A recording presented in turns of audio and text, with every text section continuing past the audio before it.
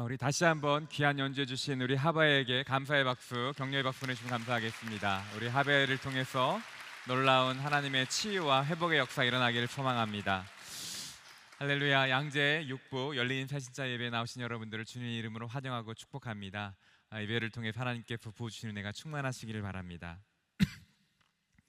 오늘 함께 보실 하나님 말씀은 마태복음 22장 37절에서 39절까지 말씀입니다. 저희가 한 목소리로 읽도록 하겠습니다. 시작. 예수께서 대답하셨습니다. 내 마음을 다하고 내 생명을 다하고 내 뜻을 다해 주 내 하나님을 사랑하여라. 이것이 가장 중요하고 으뜸되는 계명이다. 그리고 둘째 계명도 이와 같다. 내 이웃을 내 몸과 같이 사랑하여라. 아멘. 오늘은 사랑과 믿음의 관계에 대해서 함께 한번 생각해 보려고 합니다. 우리가 신앙생활할 때 교회에서 가장 많이 듣는 단어가 무슨 단어입니까? 바로 믿음이라는 단어인 겁니다. 믿는다는 것입니다. 우리 에베소서 2장 8절에 보면 여러분은 믿음으로 인해 은혜로 구원을 받았습니다 라고 선포하고 계십니다. 그래서 우리는 믿음으로 구원을 받는다 라는 이야기를, 이 믿음의 선포를 교회에 들어왔을 때 가장 많이 듣게 된 것입니다. 그렇다면 이 구원에 이르는 믿음, 구원에 이르게 하는 믿음이라는 것은 과연 무엇일까요? 과연 믿음이라는 것은 무엇일까요? 우리가 한번 믿음에 대해서 한번 생각해 보기 원합니다. 믿음은 먼저, 믿는다는 것은 지적인 동의를 말합니다. 무엇을 믿는다, 누군가를 믿는다고 할 때 그것에는 적어도 그 믿음의 대상에 대해서 조금은 알아야 된다는 것입니다. 어떤 사람을 믿는다라고 말하면 적어도 이름은 알아야 됩니다. 지식이 있어야 된다는 것입니다. 믿음을 갖기 위해서는 어느 정도의 지식이 필수적인 것이죠. 사도 바울은 믿음은 들음에서 난다라고 말씀해 주셨습니다. 듣는 것은 우리의 성경인 지식을 들어오는 통로가 되는 것이죠. 그러나 이 지식뿐만 아니라 우리 믿기 위해서는 더 한 발자국 나아가야 되는 것이 있습니다.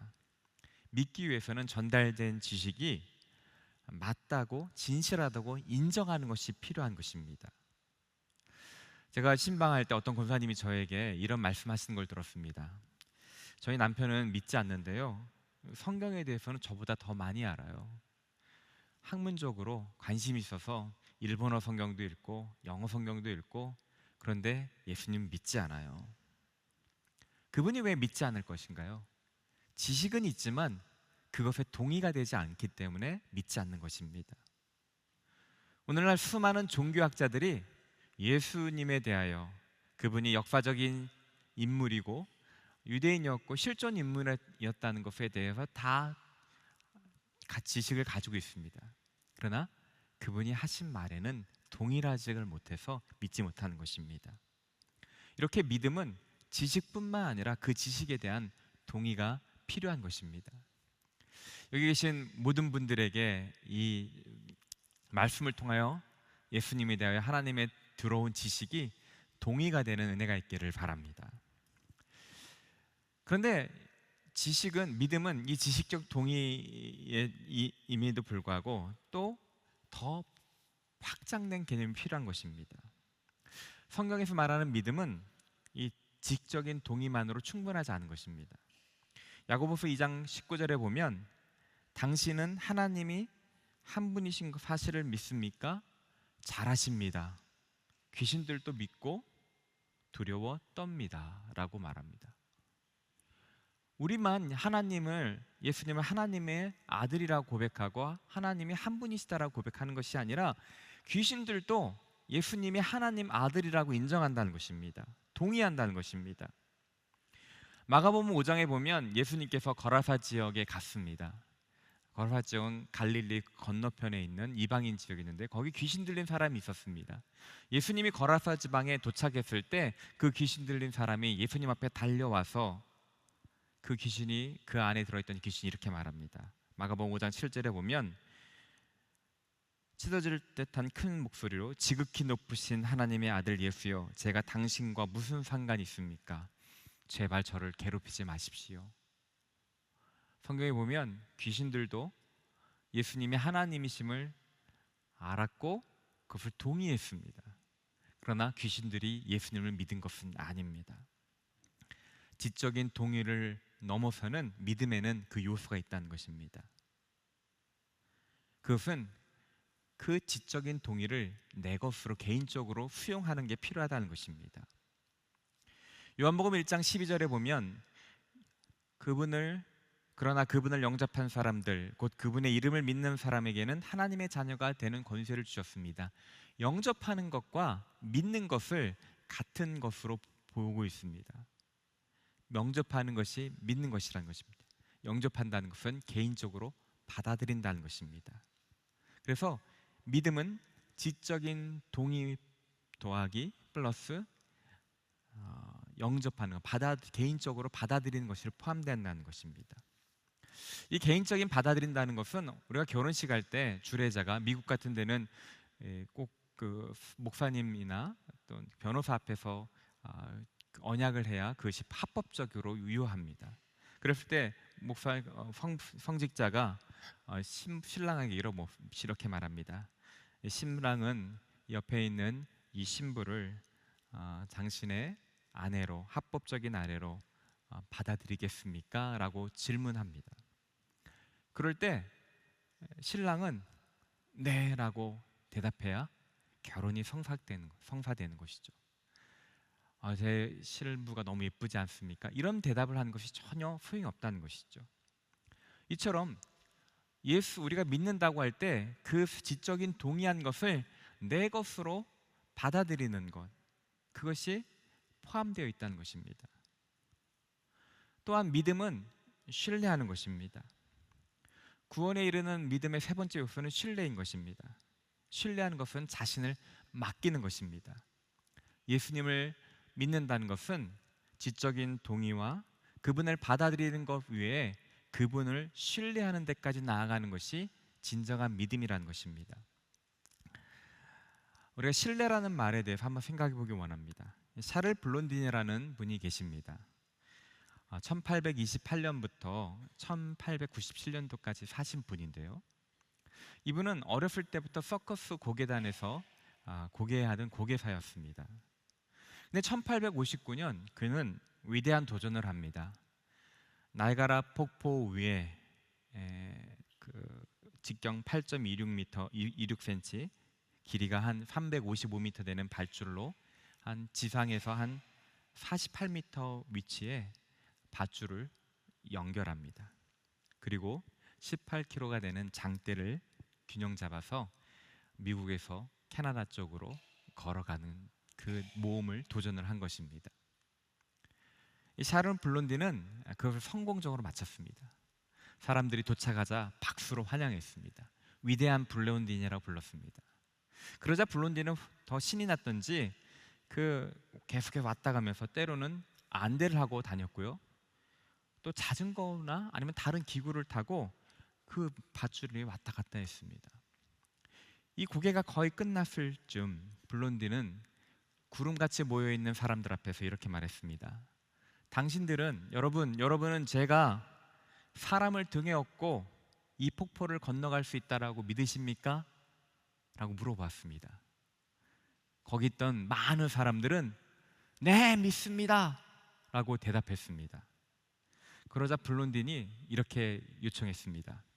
그럼 믿는다고 한 여러분 가운데 내 등에 업혀서 나와 같이 폭포를 건너갈 사람 있습니까? 앞으로 나와주시기 바랍니다.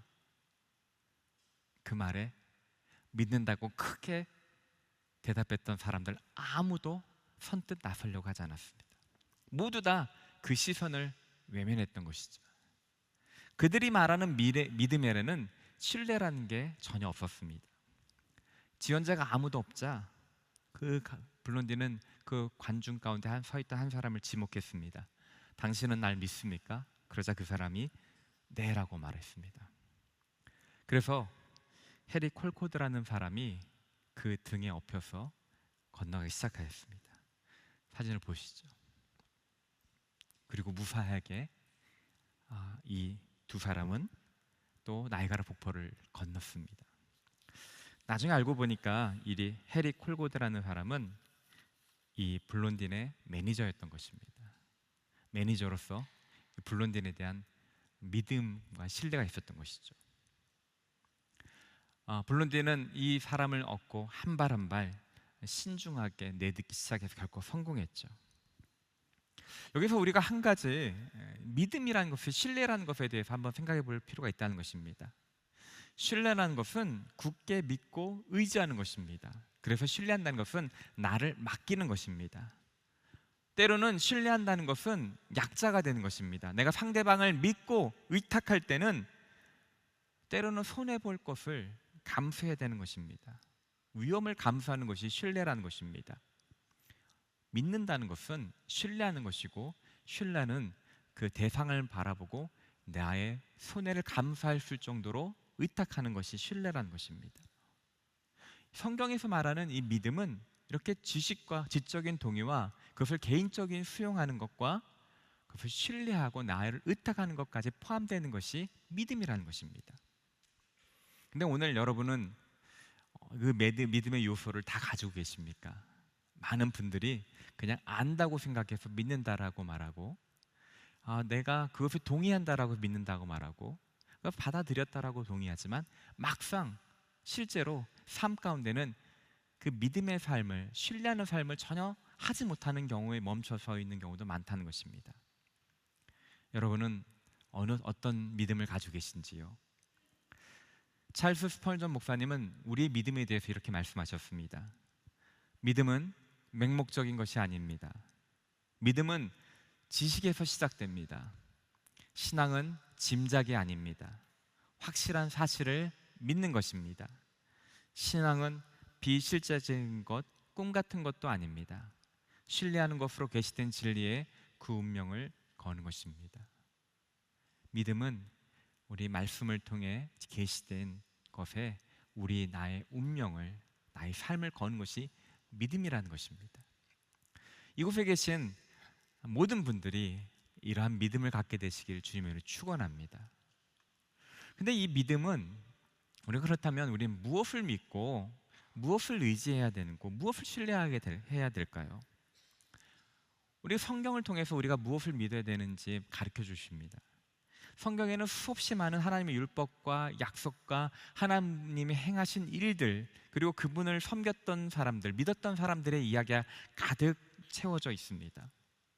근데 이 성경의 처음부터 끝까지 모든 것을 관통하는 한 단어가 있다면, 여러 단어가 있을 수 있지만 그 중에 중요한 단어는 바로 오늘 우리가 읽었던 본문에서 나왔던 것처럼 사랑이라는 단어인 것입니다. 오늘 본문의 배경은 율법학자들이 예수님을 시험하기 위하여 예수님 앞에 가지고 나왔던 것입니다. 예수님, 율법 가운데 어느 것이 가장 중요한 계명입니까? 그러자 예수님께서 오늘 율법사에게 대답한 것입니다. 내 마음을 다하고 내 생명을 다하고 내 뜻을 다해 내 하나님을 사랑하여라. 그리고 내 이웃을 내 몸과 같이 사랑하라.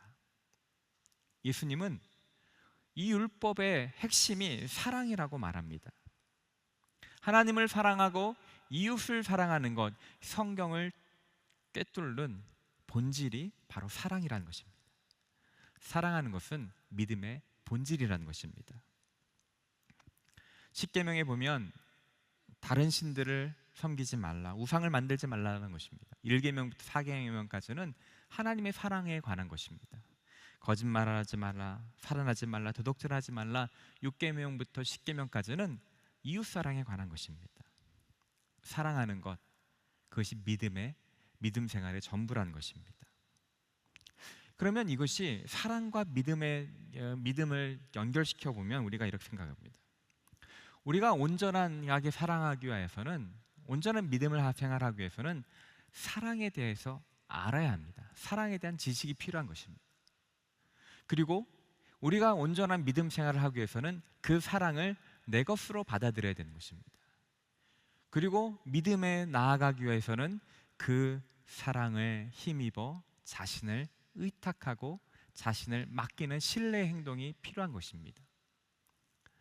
하나님을 사랑하고 이웃을 사랑하라고 한 것은 그 앞에 하나님의 사랑을 알고 그 하나님의 사랑을 내 것으로 받아들이는 사람이 그 다음에 신뢰의 행동으로 나아가는 것이 하나님을 사랑하는 것이요 이웃을 사랑하는 것으로 나타나는 것입니다. 이곳에 계신 우리 한 분 한 분이 믿음이 성숙하길 바랍니다. 믿음이 성숙한다는 것은 다른 것이 아니라 사랑을 잘 알고 잘 사랑하는 것입니다. 여기 계신 한 분 한 분이 하나님의 사랑을 깊이 알고 그것을 자기 것으로 삼아서 그래서 더 사랑하는 사람으로 변화되기를 주님의 이름으로 축원합니다. 그것이 믿음 생활의 핵심이라는 것입니다. 그렇다면 믿음의 생활에 믿음을 믿기 위하여 믿음 생활하기 위하여 첫 출발 바로 믿음은 지적인 동의가 있어야 되고 사랑에 대하여 알아야 된다는 것입니다. 요한일서 4장 8절에는 하나님은 사랑이시라고 말합니다. 사랑의 하나님이라고 표현하지도 않고 하나님은 사랑이라고 말합니다. 하나님의 존재 자체가 본질 자체가 사랑이시란 말입니다. 사랑을 하지 않고서는 사랑을 알기 전에 우리는 하나님을 알 수가 없는 것입니다. 우리 하나님은 먼저 사랑하신 하나님이십니다. 하나님은 우리에게 사랑을 먼저 요구하시는 분이 아니셨습니다. 하나님은 우리가 하나님을 찾지도 않고 죄인 되었을 때 성경에서는 태초전부터 우리를 아시고 사랑하셨다라고 분명하게 말씀해 주고 계십니다. 그리고 그 하나님의 사랑이 예수님을 통해 나타내어졌고 확실하게 증거되었다라고 성경은 가르쳐 주고 있습니다. 요한일서 4장 9절에 10절에 보면 이렇게 선포하고 있습니다. 하나님의 사랑이 우리에게 이렇게 나타났습니다. 곧 하나님께서 자기 독생자를 우리에게 보내주셔서 그분으로 말미암아 우리가 생명을 얻게 하신 것입니다. 사랑은 여기 있습니다. 곧 우리가 하나님을 사랑한 것이 아니라 하나님께서 우리를 사랑하셔서 우리 죄를 위해 그분의 아들을 화목제물로 보내주셨습니다. 다른 종교에서처럼 너희가 나에게 사랑하고 나의 정성을 보여라 그러면 내가 너를 사랑해주고 인정해줄게가 아니라 성경은 우리가 하나님을 알지 못하고 방황하는 그때 우리가 하나님을 거부하는 그때 그 전부터 우리를 사랑하시고 우리를 향한 하나님의 사랑을 예수님을 통해서 보여줬다는 것입니다. 예수님께서 하늘 영광 보좌 버리시고 이 땅에 가장 낮은 모습으로 오시고 이곳에서 우리와 함께 하시다가 십자가에 달려 죽으시고 화목제물로 대신 죽으신 것이 우리를 향한 하나님의 사랑이라고 분명하게 선언하고 있는 것입니다. 그래서 우리가 하나님의 사랑을 알기 위해서 우리가 꼭 알아야 되는 것이 십자가와 예수님인 것입니다. 어떤 목사님이 이런 말씀하시더라고요. 자기가 가장 좋아하는 것이 로마서 5장 8절이라는 것입니다. 우리가 아직 죄인 되었을 때 그리스도께서 우리를 위하여 죽으심으로 하나님께서 우리에 대한 자기의 사랑을 확증하셨느니라. 그 이유가 자신에게 집안에 어떤 강도가 들어왔을 때 돈을 달라면 돈을 줄 것이랍니다. 집문서를 내놓으라면 집문서를 내놓겠다는 것입니다. 그런데 내 아들의 손가락 하나라도 내놓으라 하면 결코 내놓을 수 없다, 이런 마음이 들더라는 것입니다. 그런데 하나님은 자신의 외아들을 우리를 위해 기꺼이 내어주셨습니다. 어떤 목사님께서 간증하는 얘기를 들었습니다. 자신이 사랑하는 아들을 떠나보낸 이후에 하나님께서 세상을 이처럼 사랑하사 독생자를 주셨으니 이 성경 말씀이 자신에게 어떤 의미로 다가왔는지 하나님의 마음이 어땠는지 비로소 깨닫게 되었다라고 그런 고백을 하는 것을 들었습니다. 여러분이 십자가에 대해서 더 많이 알게 되시기를 주님의 이름으로 축원합니다. 하나님의 사랑이 의심될 때, 하나님의 사랑이 무엇인지 모를 때 예수님께서 이 땅에 하늘 영광 보좌 버리고 오셨다는 것이 무엇인지 한번 생각해 보시길 바랍니다. 여러분, 누군가 나를 위하여 대신 벌을 받는다면 그 사람에게 굉장히 고마움을 느낄 것입니다. 근데 성경은 예수님은 생명을 바치셨다라고 말합니다. 바로 십자가를 통해서 하나님의 사랑이 이렇다라고 우리에게 보여주신 것입니다. 우리는 그 사랑에 대해서 알아야 되는 것입니다. 이곳에 계신 교회 처음 나오신 분들이 계실 것입니다. 성경에 보면 어려운 말들이 굉장히 많이 쓰여져 있습니다. 때때로는 무슨 말인지 정말 저도 연구를 해야 알 정도인 것입니다. 그런 것들이 여러분이 믿음 갖는 생활하는데 방해되지 않길 바랍니다. 여러분이 성경을 읽으실 때 단 한 가지, 하나님께서 나를 얼마나 사랑하시는지 그 질문만을 가지고 성경을 읽으신다면 은혜롭게 다가올 것입니다. 우리 하나님의 사랑은 변함없는 사랑이라고 말씀하십니다. 그분은 선하시고 인자하심이 영원하시도다. 인자한 것은 변하지 않는 하나님의 사랑이란 말입니다. 그것이 영원하다고 말씀하십니다. 예수님은 자신을 배반하는 제자들을 사랑하시되 끝까지 사랑하셨다라고 요한복음 13장 1절에 말씀하고 계십니다. 사도 바울은 로마서 8장에서 나는 확신합니다. 죽음이나 생명도 천사들이나 악마들도 현재일이나 장래일이나 어떤 능력도 높음이나 깊음이나 다른 어떤 피조물도 그리스도 예수 안에 있는 하나님의 사랑을 우리에서 끊을 수 없습니다. 여러분, 성경은 곳곳에서 얼마나 하나님이 우리를 사랑하시는지를 가르쳐주고 기록해주고 강조하고 계십니다. 여기 계신 한 분 한 분이 이 하나님의 사랑에 대하여 날이 갈수록 더 많이 알게 되기를 주님의 이름으로 축원합니다. 이런 하나님을 알면 알수록 우리 신앙이, 우리 믿음이 새롭게 되고 우리 삶이 바뀌어지게 되는 것입니다. 두 번째로 우리에게 중요한 것은 이 사랑을 받아들이는 것입니다. 개인적으로 수용하는 것입니다. 믿음은 지적인 동의 플러스 개인적인 수용이라고 받아들인다는 거였습니다.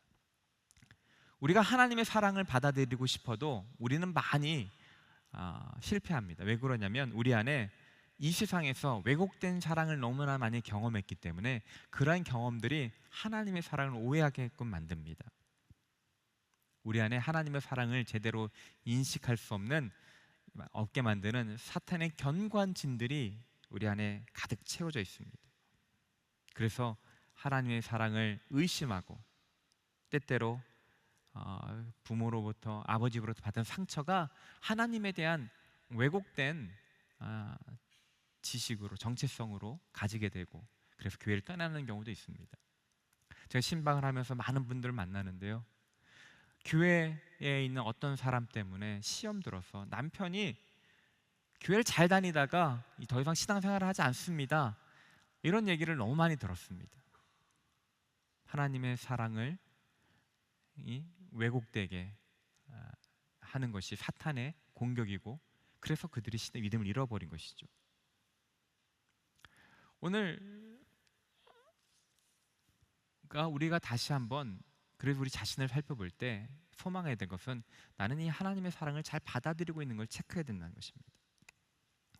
요한복음과 요한 1, 2, 3서를 쓴 사도 요한은 본인 스스로를 하나님의 사랑을 받는 사람이라고 표현하고 있습니다.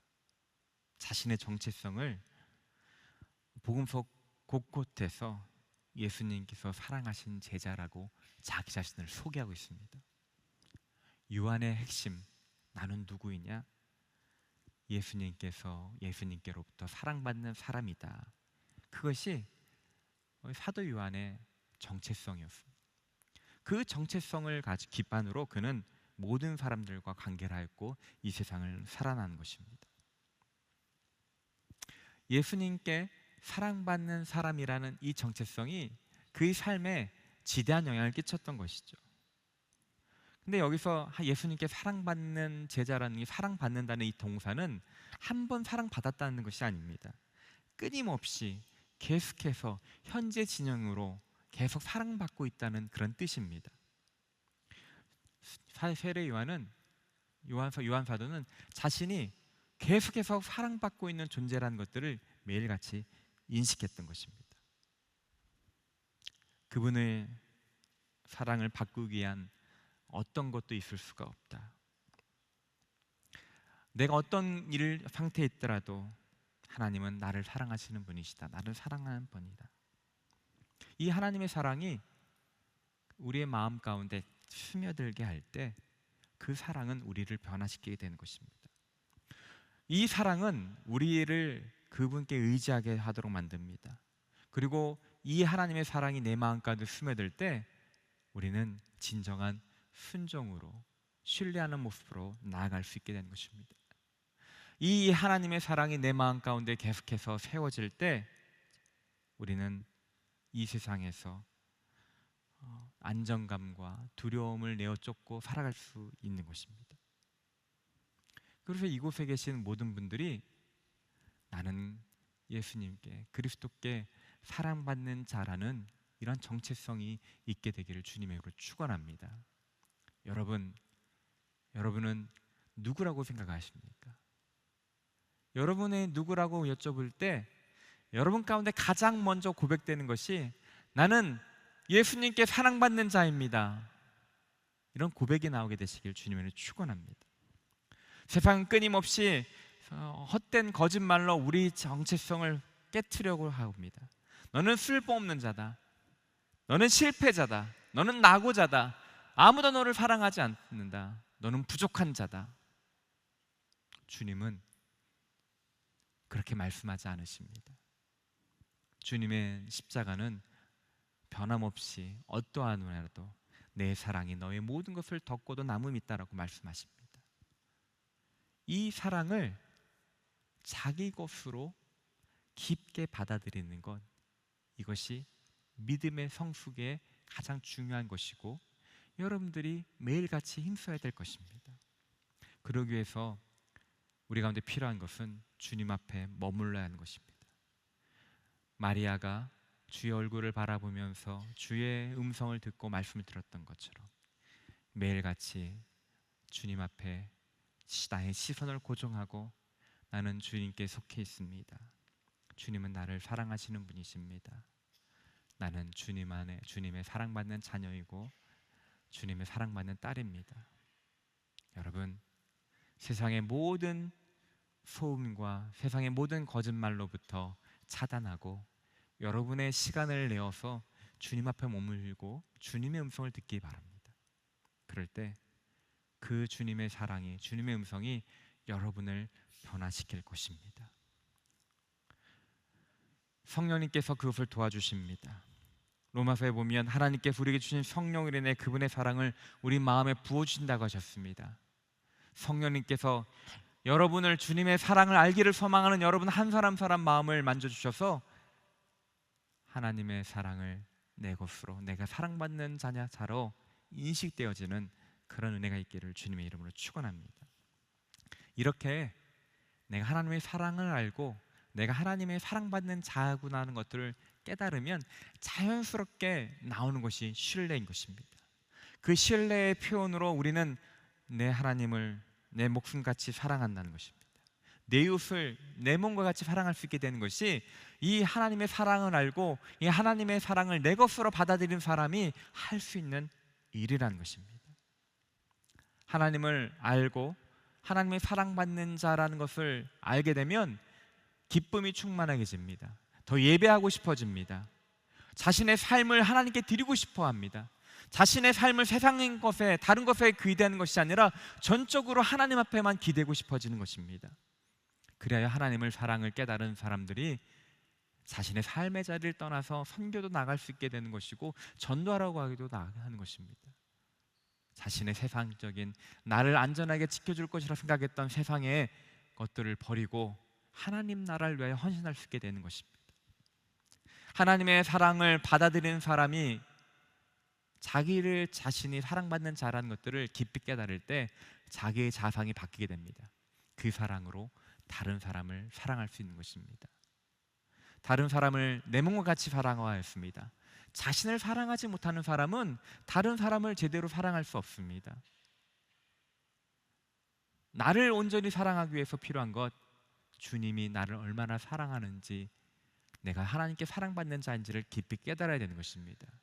그 깨달음을 경험할 때 우리는 옆에 있는 사람이 소중하게 느껴지고 옆에 있는 사람이 예수님이 그토록 사랑하는 사람이라는 생각을 가질 때 그 사람을 향한 말과 행동이 바뀌어지는 것입니다. 원수 같던 남편과 아내가 너무나 사랑스러운 사람으로 바뀌어지는 것입니다. 여러분, 가정의 화목과 모든 관계의 회복은 상대방에게 있는 것이 아닙니다. 내가 하나님의 사랑을 깊이 깨닫는 것으로부터, 내가 하나님의 자녀, 사랑받는 자녀라는 정체성을 갖는 것으로부터 회복이 시작되는 것입니다. 여기 계신 우리 한 분 한 분이 이 하나님의 사랑을 더 깊이 깨닫고 내가 사랑받는 자임을 깊이 인정하고 그 정체성으로 살아감으로 여러분의 삶이 주님을 더 예배하고 사랑하고 내 옆에 주어진 이웃들을, 가족들을 더 풍성히 사랑하는 그런 복된 삶을 살게 되시기를 주님의 이름으로 축원합니다. 이 시간 우리 같이 한번 기도하기 원합니다. 성경은 처음부터 마지막까지 하나님의 사랑에 대하여 말씀하고 계십니다. 우리 믿음은 그 하나님의 사랑에 대한 반응인 것입니다. 믿는다는 것은 사랑한다는 것입니다. 하나님, 나를 향한 하나님의 사랑을 더 깊이 알기 원합니다. 성령님, 그 사랑을 가르쳐 주시옵소서, 경험하게 하여 주시옵소서. 하나님, 내가 하나님의 사랑받는 자인 정체성을 더 갖기 원합니다. 내 안에 있는 모든 거짓말과 세상의 거짓말들이 찢겨져 나가게 하여 주시고 주님 정체성으로 회복되게 하여 주시옵소서. 그 마음으로 하나님을 사랑하고 이웃을 사랑하게 하여 주시옵소서. 우리 같이 한번 기도하도록 하겠습니다. 사랑과 은혜가 충만하신 하나님, 오늘 이 방 가운데 있는 이곳에 계신 한 분 한 분을 사랑하고 축복합니다. 하나님의 사랑을 알게 되기를 소망합니다. 십자가를 바라봄으로 그리스도의 사랑을 아버지 알게 하여 주시고 그 사랑으로 아버지 하나님 자신을 바라보게 하여 주시고 하나님을 사랑하며 이웃을 사랑할 수 있게 하여 주시옵소서. 하나님, 종교 생활로 우리를 부르신 것이 아닙니다. 아버지 하나님, 종교인으로 부른 것이 아닙니다. 하나님께 우리를 사랑하는 사람으로 부르셨습니다. 하나님의 사랑이 나의 모든 관계와 삶에 아버지 모든 것을 바꿔놓게 하여 주시옵소서. 그리스도의 사랑으로 우리 삶들이 변화되게 하여 주시옵소서. 주님, 이곳에 계시는 한 분 한 분 그리스도의 사랑을 알게 해주시고 그 사랑에 새겨지게 해주시고 그 사랑에 동의되게 해주시고 아버지 내 것으로 받아들이는 내가 있게 하여 주시옵소서. 그렇게 행하실 주님을 찬양합니다. 주님 도와주시옵소서. 주님 간절히 소망합니다. 도와주시옵소서. 아버지 감사합니다. 사랑과 은혜가 충만하신 주님, 우리 믿는다는 것은 사랑한다는 것이라고 오늘 말씀을 통해 배웠습니다. 이곳에 계신 우리 한 분 한 분 더 마음껏 주님의 사랑을 누리게 하여 주시고 더 자유롭고 더 넓고 깊게 사랑하며 살게 하여 주시옵소서. 감사드리며 우리 구주 예수 그리스도의 이름으로 기도드립니다. 아멘.